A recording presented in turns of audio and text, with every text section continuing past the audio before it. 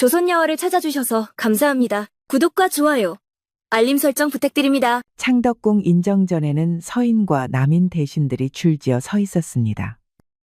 붉은 단청 위로 아침 햇살이 스며들었지만 그 밝음 속에서도 신하들의 얼굴은 응달처럼 굳어 있었습니다. 서인 예조판서 윤대수가 한 걸음 앞으로 나섰습니다. 숙종을 향해 곡배한 뒤 또렷한 목소리로 말하였습니다. 전하, 이번 인사에는 마땅히 서인의 임무를 써야 하옵니다. 지난 황국 이후로 남인의 권세가 조정의 균형을 어지럽히고 있사옵니다. 그 눈빛엔 흔들림이 없었습니다. 가슴 속에 쌓인 결기가 햇살 아래 날카롭게 번졌습니다. 이에 남인 이조판서 백유겸이 조용히 앞으로 나섰습니다. 윤판서를 정면으로 바라보며 입을 열었습니다.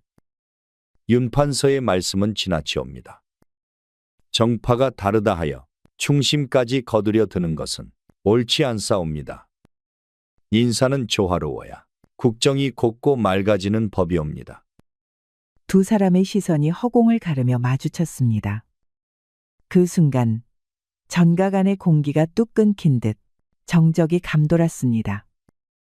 신하들은 숨소리마저 죽인 채 두 판서의 말을 지켜보고 있었습니다. 백판서께선 늘 말이 유려하시오. 허나 백성들이 바라는 것은 말솜씨보다 실효 있는 정사일 것이외다. 그의 음성엔 눌러 담은 감정이 실려 있었습니다.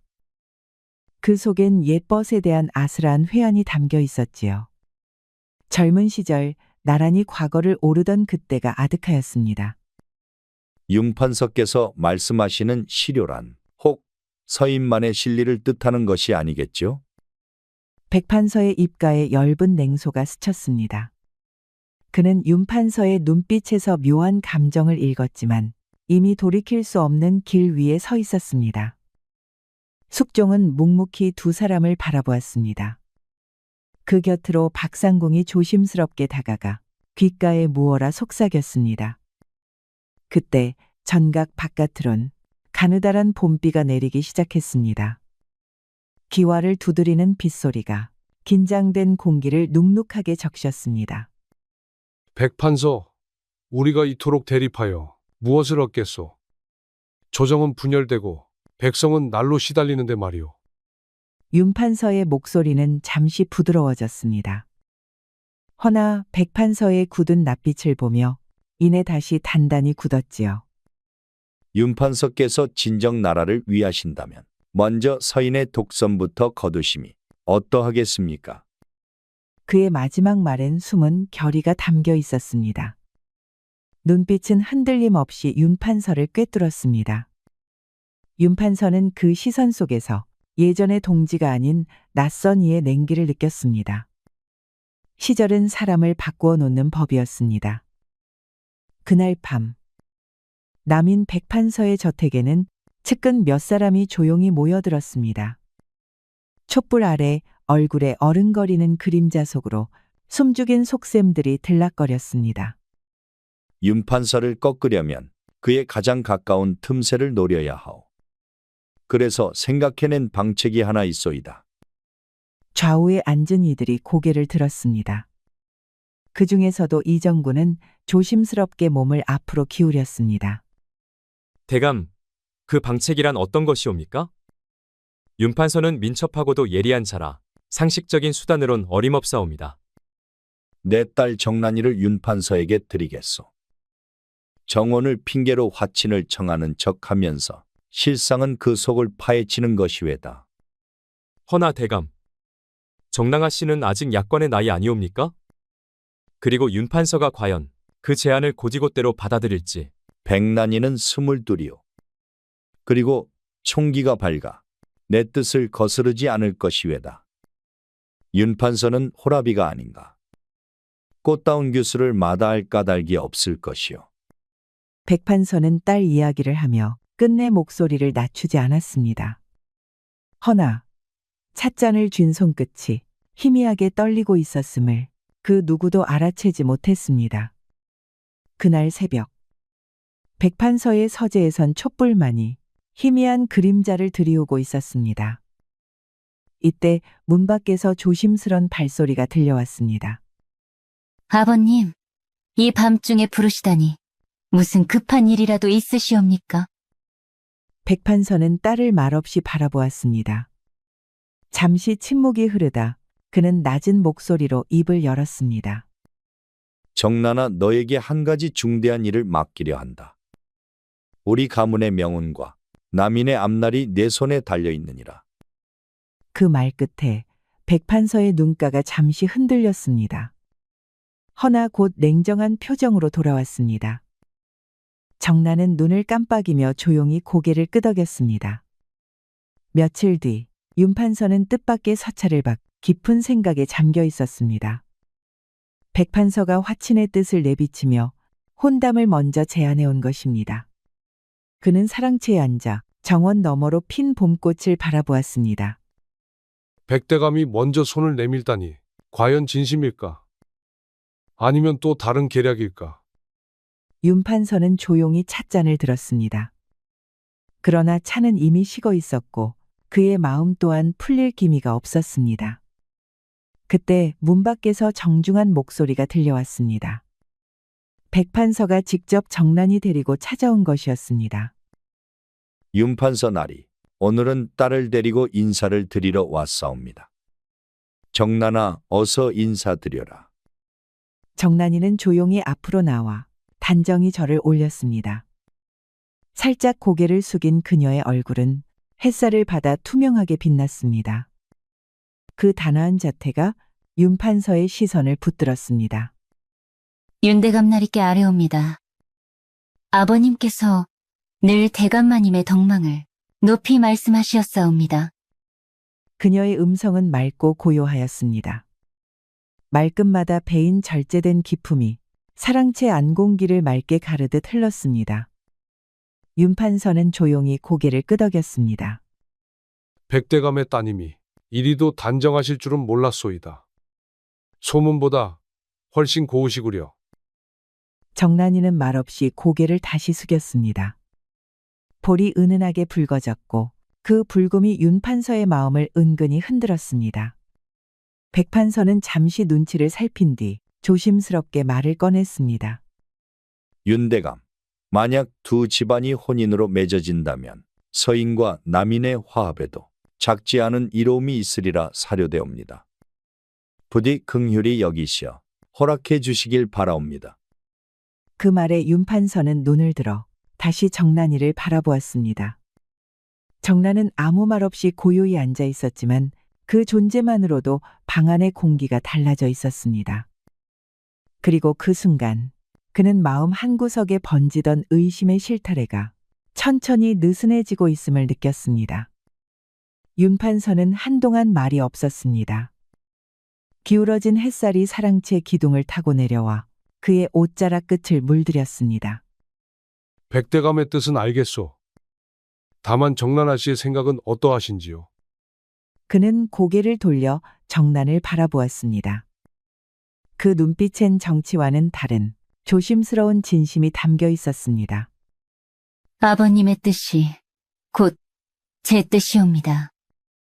그리고 윤대감나리께서 같은 길을 걸으신다면 그것만으로도 감사할 일이 없지요. 정난은 고개를 숙였습니다.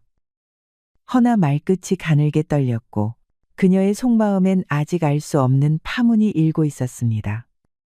한 달 뒤 윤판서와 정난이의 혼례가 성대히 치러졌습니다. 한양 온 거리에 북과 피리 소리가 울려 퍼졌고 사람들은 서인과 남인의 화해를 진심으로 축하하는 듯하였습니다. 윤판서는 정난이를 진심으로 아꼈습니다. 함께 나눈 말, 나눈 웃음, 그 모든 순간에 진심이 깃들어 있었지요. 그러나 그는 알지 못했습니다. 그 모든 것이 정교하게 짜인 하나의 계책이었음을. 혼례가 지난 지 한 달쯤 되었을 무렵. 그날 밤 정난이는 조용히 몸을 일으켰습니다. 윤판서가 깊이 잠든 틈을 타 고요한 발걸음으로 서재로 향했습니다. 문을 열자 서안 위로 달빛이 번졌고 그 위엔 수많은 문서들이 쌓여 있었습니다. 정난의 손끝이 살며시 떨렸습니다. 그녀는 한참을 망설이다 이윽고 조용히 붓을 들었습니다. 그녀는 낮은 숨을 내쉬며 서인 진영의 인사 계획이 담긴 문서를 조심스레 옮겨 적기 시작했습니다. 그것은 남편이 신뢰로서 건넸던 기밀 중의 기밀이었지요. 다음 날 새벽, 정란이는 정해진 시각에 맞추어 한강 너머 외진 정자로 나섰습니다. 그곳에는 백판서가 기다리고 있었습니다. 이른 아침 안개 사이로 버들가지가 낮게 늘어져 있었습니다. 수고 많았다, 정란아. 윤판서의 기색은 어떠하더냐? 혹 의심의 기미는 없었느냐? 남편은 저를 전적으로 믿고 계시옵니다. 그러나 아버님, 이런 일을 앞으로도 계속해야 하옵니까? 정란이의 음성은 낮았고 그 속엔 억누른 갈등이 담겨 있었습니다. 그녀는 윤판서의 진심 어린 마음에 갈등을 겪고 있었습니다. 그 신뢰를 배신하는 것은 사람된 도리에서 어긋나는 것 같았지요. 이는 가문과 남인의 앞날을 위한 일이니라. 감정에 휘둘려선 안 되느니라. 그는 눈빛을 가라앉혀 말했지만 그 깊은 눈동자 어딘가엔 말 못할 미안함이 살짝 번져 있었습니다. 허나 그 또한 이미 돌아설 수 없는 길 위에 있었던 것이지요. 그날 오후, 햇살은 뜰마루를 넘어 안 채 깊숙이 스며들었고 그 아래 윤판서와 정란이는 마주 앉아 있었습니다. 찻잔 위로 피어오른 김이 느릿하게 퍼지며 두 사람 사이를 메웠습니다. 요즘 조정일이 심히 어지럽구나. 남인들이 또 무슨 술수를 꾸미는지 도통감이 잡히질 않네. 혹 서인 진영에서는 어떤 대책을 마련하고 계시옵니까? 제가 도울 수 있는 일이 있다면 기꺼이 돕고 싶사옵니다. 정란이의 말투는 조용했고 손끝엔 떨림이 실려 있었습니다. 자신의 입에서 나오는 그 말들이 스스로에게도 낯설게 느껴졌지요. 고마운 말이다. 허나 정치는 사내들이 짊어질 일이니라. 네가 곁에 있어주는 것만으로도 나는 충분히 든든하구나. 그는 조용히 정란이의 손을 덮었습니다. 그리고는 남인의 동향과 서인의 전략을 조심스레 풀어내기 시작했지요. 정란이는 그 모든 말을 가만히 새겼습니다. 차양 속에 섞인 윤판서의 진심이 오히려 그녀의 가슴을 무겁게 짓눌렀습니다. 며칠 후 이른 아침 서재문이 급하게 열렸습니다. 서인 대신이 땀에 젖은 얼굴로 서둘러 안으로 들어왔습니다. 대감 큰일이옵니다. 우리 진영의 기밀이 남인 측에 새어나가고 있사옵니다. 무슨 말이냐? 진영 안에 배신자가 있다는 것이냐? 그는 자리에서 벌떡 일어났습니다. 차마 믿기지 않는 표정으로 손에 쥔 문서를 내려다보았습니다. 지난 인사 계획서가 고스란히 남인에게 넘어갔사옵니다. 그들이 미리 대응책을 세운 걸로 보아 내부에서 흘러나간 것이 분명하옵니다. 문서의 모서리를 따라 윤판서의 시선이 천천히 흘렀습니다. 거기엔 분명 자신이 봉인했던 서인 핵심 전략이 담겨 있었지요.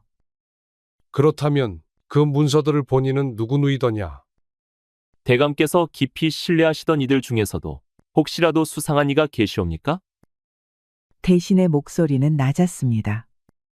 공경과 조심이 섞여 있었지요. 그 또한 감히 짐작조차 하기 어려운 말을 이제야 입 밖으로 꺼낸 것이었습니다.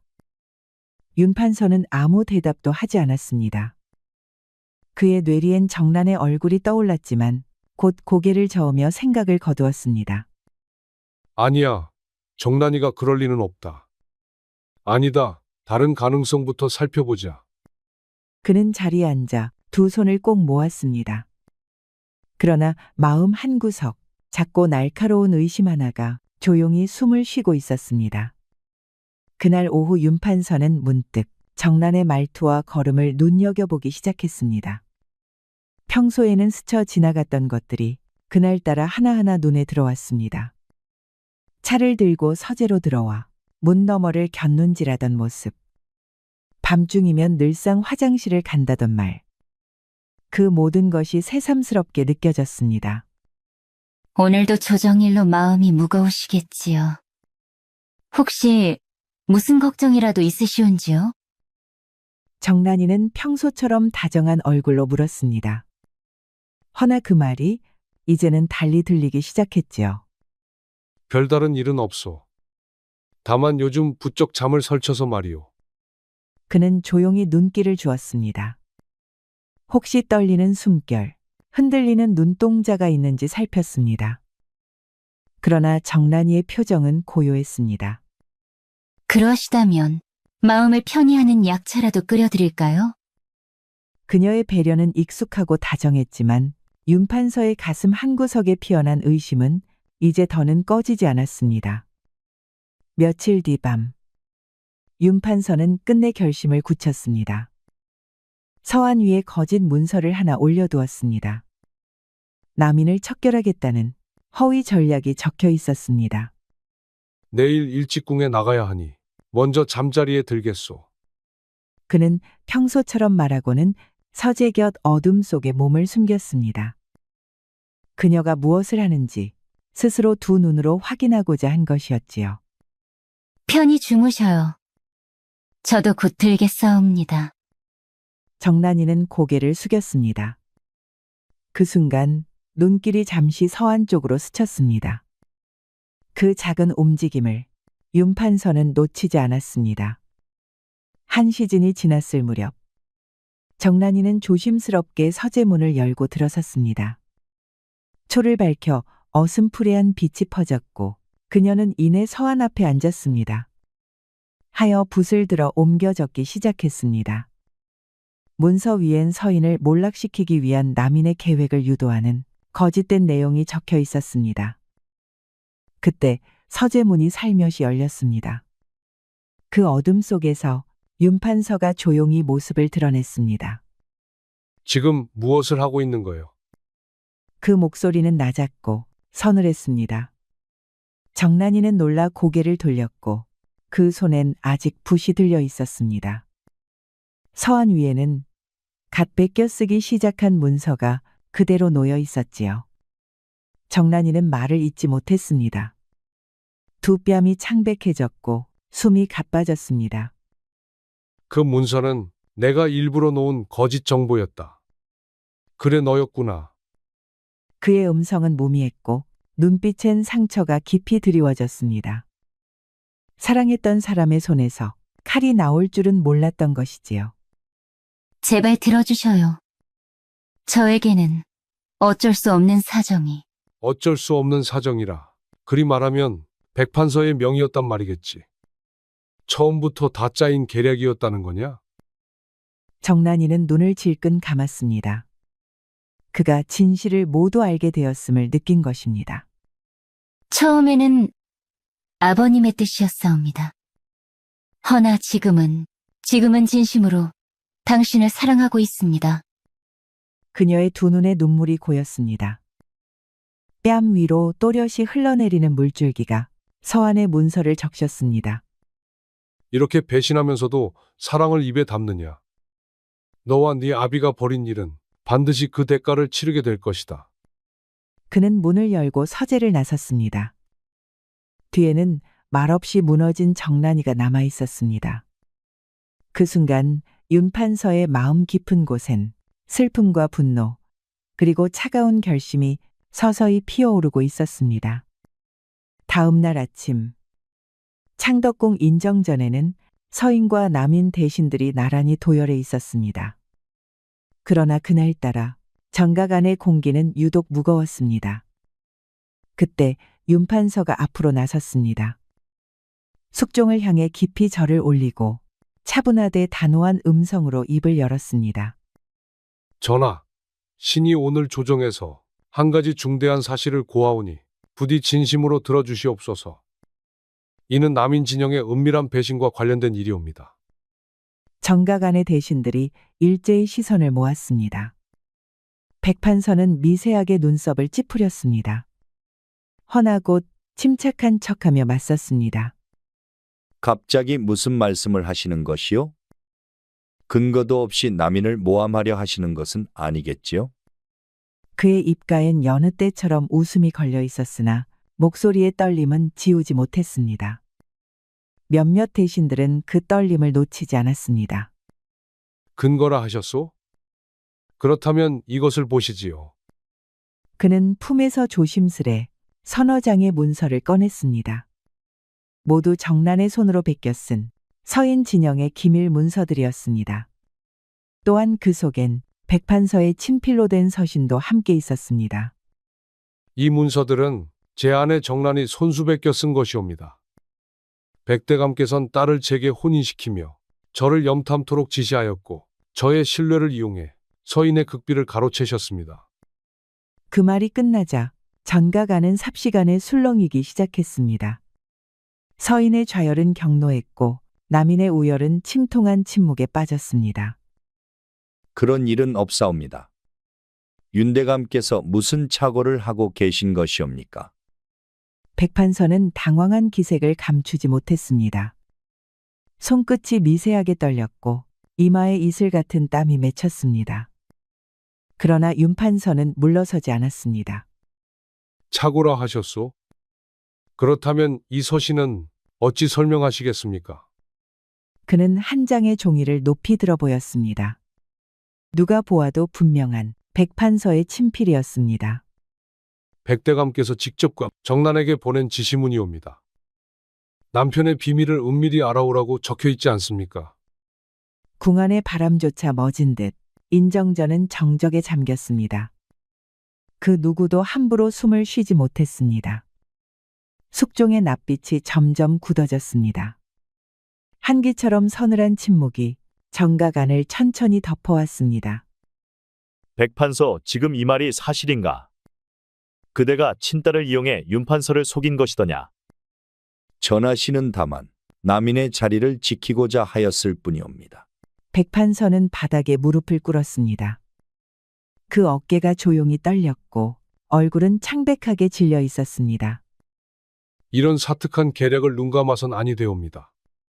조정의 기강과 백성의 신뢰를 위해서라도 마땅한 처결을 내려주시옵소서. 윤판서의 목소리는 또렷했고 그 눈빛은 백판서를 꿰뚫고 있었습니다. 허나 복수의 쾌감보다는 허무한 승리감이 더 짙게 깃들어 있었습니다.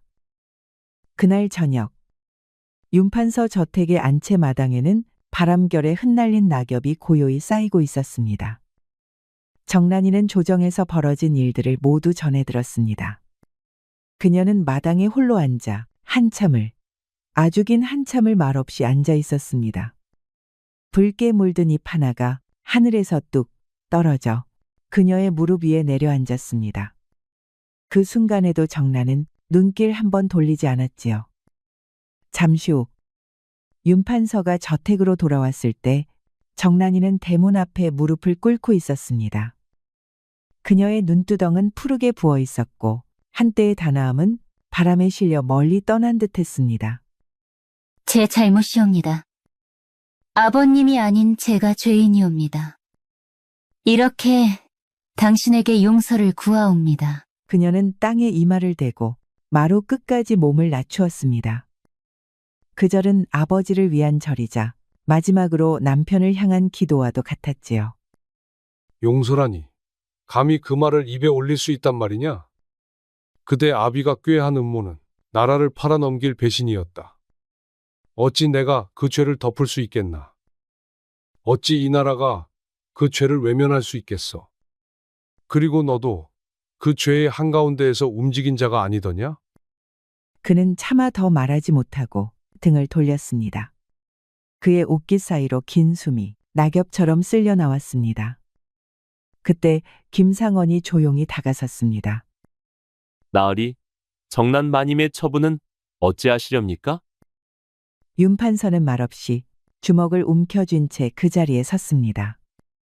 사랑과 죄, 그 두 줄기의 칼날이 가슴팍을 찢고 지나가는 듯했지요. 만일 제가 제 손으로 죄를 씻는다면 아버님을 용서해 주실 수 있으시옵니까? 그녀의 말에 윤판서와 김상원 모두 숨을 멈췄습니다. 그녀의 눈빛엔 결연함이 서려 있었고 손에는 어느새 꺼내든 은장도가 들려 있었습니다. 그런 말 하지 마라. 설마 그런 생각을. 저는 아버님의 명을 거역할 수 없었고 당신의 믿음 또한 저버릴 수 없었사옵니다. 그러니 저의 존재가 죄였사옵니다. 정란아, 그 칼을 내려놔라. 너는 죄인이 아니야. 네가 죽는다고 모든 것이 끝나는 것은 아니다. 하지만 그 외침은 닿지 못했습니다. 사랑하옵니다. 그리고 용서해 주시옵소서. 그녀의 두 눈이 마지막으로 감겼고 그 순간 칼날이 정란이의 목줄기에 닿았습니다. 정란이의 몸이 조용히 무너졌고 마루 위에 남은 건 피와 눈물뿐이었지요. 윤판서는 그녀를 끌어안은 채 무너졌습니다. 그의 입술은 떨렸고 울음은 목구멍을 찢고 터져 나왔습니다. 그가 바라던 정의는 이루어졌으나 그가 품었던 사랑은 이제 영영 돌아오지 않게 된 것이었지요. 며칠 뒤의 밤, 사당엔 정란의 영정이 놓여 있었고 그 앞에 윤판서가 홀로 앉아 있었습니다. 촛불이 흔들릴 때마다 영정의 얼굴이 생전처럼 눈을 감았다 떴습니다. 정란아, 네가 이렇게 떠날 줄은 몰랐다. 모든 것이 그 아비의 야욕 때문이었다. 그의 목소리는 나직했으나 울컥 밀려드는 감정은 감추지 못했습니다. 백판서, 그자를 그냥 둘 수는 없다. 내 아내를 이토록 비참하게 만든 자, 반드시 대가를 치르게 하겠다. 그는 천천히 일어섰습니다. 정란이의 영정을 향해 절을 올리는 그의 등에는 비장한 결의가 묻어나고 있었습니다. 윤판서는 김상원을 불러 일렀습니다. 백판서가 진정 소중히 여기는 것이 무엇인지부터 알아보시오. 정란이를 바둑알처럼 희생시킨 그자에게 가장 아끼는 것을 빼앗아야겠소. 그자는 권력과 명성을 자신의 생명처럼 여기는 이오입니다. 남인 진영의 우두머리 자리, 그것이야말로 정대감의 심장이라 할 수 있사옵니다. 좋소. 그자를 권좌의 정점에서 나라 끝으로 떨어뜨리겠소.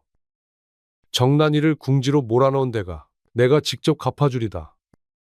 윤판서는 정란의 영정에 마지막 절을 올리고는 조용히 사당을 나섰습니다.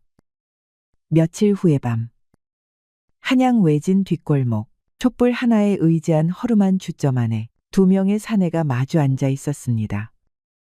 이 대감, 밤중에 이렇게 뵙자 청한 것 신뢰가 크오. 허나 조용히 나눌 이야기가 있어 이렇게 자리를 마련했사옵니다. 김상원은 주변을 살핀 뒤 술잔을 조심스레 밀었습니다. 그의 얼굴에는 정막 속에 감춰진 계산이 어른거렸지요. 김대감께서 일이 은밀히 만나자 하시니 혹시 백대감과 관련된 일이옵니까? 이대감은 손끝을 술잔에 가져가며 말했습니다. 남인의 수장인 백판서에 대한 소문이 조정 안팎으로 번지는 중이었기에 그 역시 마음이 편치 않았지요. 백대감 말씀이요. 이대감께서도 잘 아시지 않소이까. 그분의 입지가 이제 그리 오래가지 못할 것이란 사실을. 허나 저는 아직 백대감의 사람으로 남아 있사옵니다. 그분을 두고 함부로 말을 옮길 수는. 그가 말을 마치기 전에 김상원은 품 안에서 무거운 주머니 하나를 꺼내 탁자 위에 조용히 올려두었습니다. 이대감, 그대처럼 총명한 분이라면 지금의 형세가 어떠한지 누구보다 잘 아실 것이오. 이제라도 슬기로운 길을 택하신다면 앞날이 훨씬 평탄해질 것이오. 저더러 무엇을 원하시는 것이옵니까? 이정구의 목소리는 낮고 조심스러웠지만 그 속에는 이미 타협의 기운이 묻어 있었습니다. 크게 어려운 일은 아니오. 그저 백대감께서 요사이 어떤 말씀을 하시는지, 혹 불경한 뜻이 담긴 문서가 오간 적은 없는지, 그런 사소한 것들을 알려주시면 그만이오. 그 말을 들은 이정구는 얼굴빛이 확 달아졌습니다. 순간 이 자리가 단순한 매수가 아니라 영모제를 씌우기 위한 덧침을 눈치챘지요. 백대감께서 아무리 정치적으로 과격하시다 해도 그런 일을 벌이고 있지는 않소이다. 이대감은 손을 내저으며 부정했지만 김상원은 오히려 침착한 태도로 술잔을 비우고 말았지요. 허나 사람의 뜻은 때로 드러내지 않아도 글로는 남는 법이지요.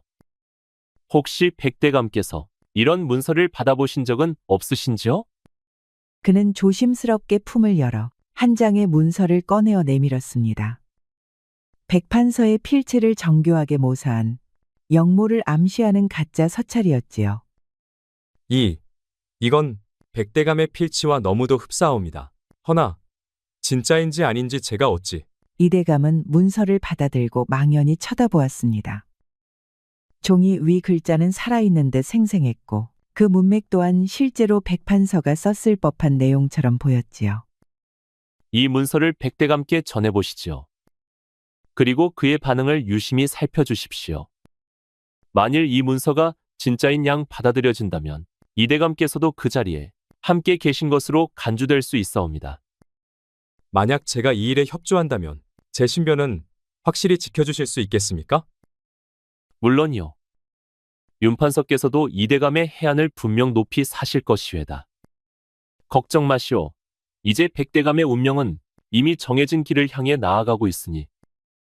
김상원은 무겁게 가득 찬 주머니를 이정구 앞으로 밀었습니다. 동전이 찰그랑 울릴 때 그 소리는 조용한 주점 안을 긴장으로 물들였지요. 그리고 그 순간 윤판서의 복수는 비로소 현실로 움직이기 시작했습니다. 며칠 뒤 한양 형장. 짙은 먹구름 아래 겨울바람이 뼛속까지 파고들었습니다. 그날은 백판서의 처형일. 아침 일찍부터 인파가 몰려들었고 모두가 침묵 속에 무언가를 기다리고 있었지요. 윤판서는 형장 한편에 서서 매서운 눈빛으로 이 모든 광경을 지켜보고 있었습니다. 한때 정란의 아버지였던 남인의 거두 백판서. 이제는 영모의 죄인으로 결박당한 채 끌려 나오고 있었지요. 그의 관복은 찢기고 수염은 흐트러졌으며 그 오만하던 눈빛에도 절망만이 남아 있었습니다. 억울하다. 나는 결코 영모를 꾀한 적이 없노라.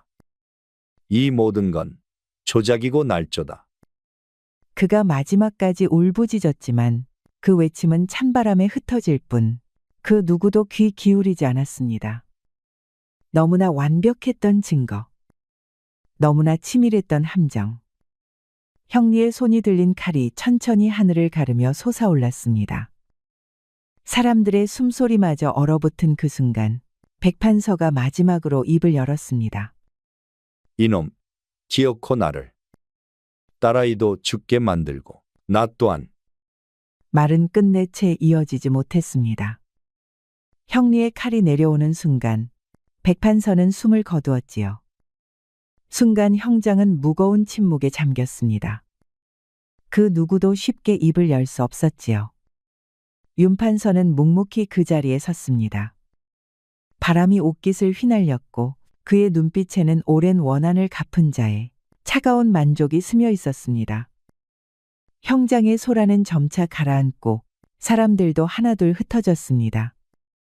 백판서의 시신은 차가운 거적에 씌워져 무덤도 없이 끌려갔고 그 자리는 다시 정막만이 남았지요. 하지만 윤판서는 떠나지 않았습니다. 그는 여전히 그 자리에 서서 바닥에 얼룩진 핏자국을 말없이 내려다보았습니다.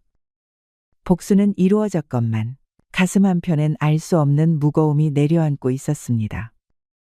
그날 저녁 윤판서는 사랑채에 홀로 앉아 있었습니다. 백판서가 처형된 날 저택엔 승리의 기쁨 대신 낯빛 침묵만이 내려앉았지요. 잠시 후 김상원이 모습을 드러냈습니다. 그의 얼굴엔 여전히 충직한 미소가 걸려 있었지요. 온갖 폐악질을 부리던 백판서도 마침내 저승기를 갔군요. 이제 정남마님의 원한도 풀리고 꼴도 보기 싫은 남인놈들도 활개치지 못할 겁니다. 하지만 윤판서는 대꾸하지 않았습니다. 그의 찻잔은 식어 있었고 눈빛엔 어딘지 모를 침울함이 감돌았지요. 이것이 과연 옳은 일인가 싶다. 말끝이 씹혔습니다. 그가 느끼는 공허함은 결코 양심의 소리가 아니었지요. 단지 본인이 기대했던 만족감이 오지 않은 것에 대한 당혹감이었을 뿐. 혹시 후회라도 하시는 것이옵니까? 후회, 그럴 자격이 있긴 한가. 정란이를 믿지 못했고 이용했고 끝내는 죽게 만들었지. 그 아비와 뭐가 다르냐? 나도. 정란이는 아비와 남편 사이에서 찢겨 죽었다. 나는 그걸 뻔히 알면서도 모른 척했다. 정이랍시고 복수라 했지만 결국은 내 체면, 내 자존심이 문제였지. 그래도 백판서는 죗값을 받았사옵니다. 마땅한 일이었지요. 마땅하다고? 그놈의 최후를 지켜보며 통쾌해야 했겠지. 하지만 나는 장인어른의 딸을 죽인 놈이자 그 아비를 죽인 사위야. 그것이 무슨 승리더냐? 김상원은 더 이상 무슨 말을 덧붙일 수 없었습니다. 정란이의 죽음은 어느 한 사람의 책임이 아닌 욕망에 물든 이들 모두의 공모였으니까요.